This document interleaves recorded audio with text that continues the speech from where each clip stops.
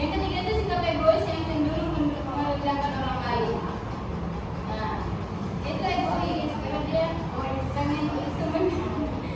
temennya itu rendah, pengen temennya itu merasa rendah di mata orang lain, makanya dia membicarakan itu dengan temannya. Yang keempat itu balas dendam terhadap orang lain atas sesuatu terhadap dirinya. Jadi karena temennya pernah nih ada salah sama dia, jadi ini balas dendam dengan cara kamu kenapa kamu ketawa.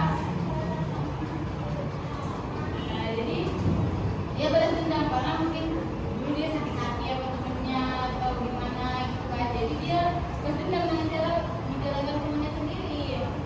Yang kelima itu amarah yang tidak terkendali. Nah jadi karena dia sudah marah sama temennya, jadi nggak terima dia kan, dan jadi kita kan nggak menjalankan temennya supaya temennya itu yang lain itu benci sama dia. Ada yang kayak gitu nggak? Berarti pada nih beda semua ya. Bercanda tanpa disadari dengan merendahkan orang lain. Awalnya itu cuma bercanda, tapi hati temennya. Misalnya nih, kamu kok pede banget sih? Padahal itu cuma bercanda, tapi menurut temennya kan belum tentu itu bercanda kan.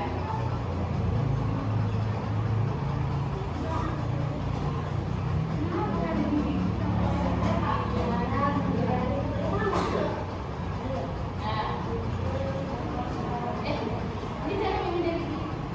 Ini kan punya waktu jadi juga. Yang ini cara menghindarinya. Ya.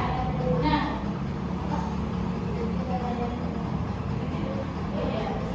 nah, gimana sih cara kita menghindari gibah itu?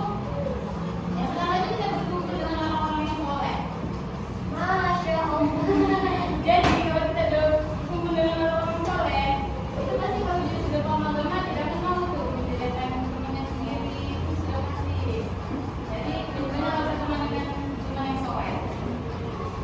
Yang kedua itu menyadari diri bahwa Allah Subhanahu Wa Taala membenci seseorang yang menggunjing.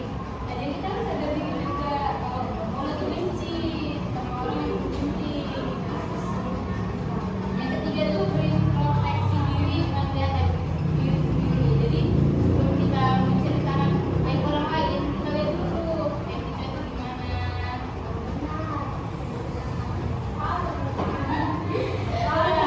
Sebelum kita menceritakan aib orang lain, kita introspeksi diri dulu. Yang keempat itu menjaga lisan. Kita harus menjaga lisan kita. Bisa? Yang kedua itu berpikir positif. Nah, kita harus berpikir positif. Mungkin dia teman kita kayak gitu, mungkin kita kasih apa, makanya dia gitu. Kalau dia ada salah ya udah maaf juga. Nah, setelah itu pengertian tabayun. Nah, tabayun ini artinya mencari kejelasan tentang sesuatu benda jelas dan benda keadaannya. Nah, jadi ini sikap yang harus kita lakukan supaya kita menghindari gibah.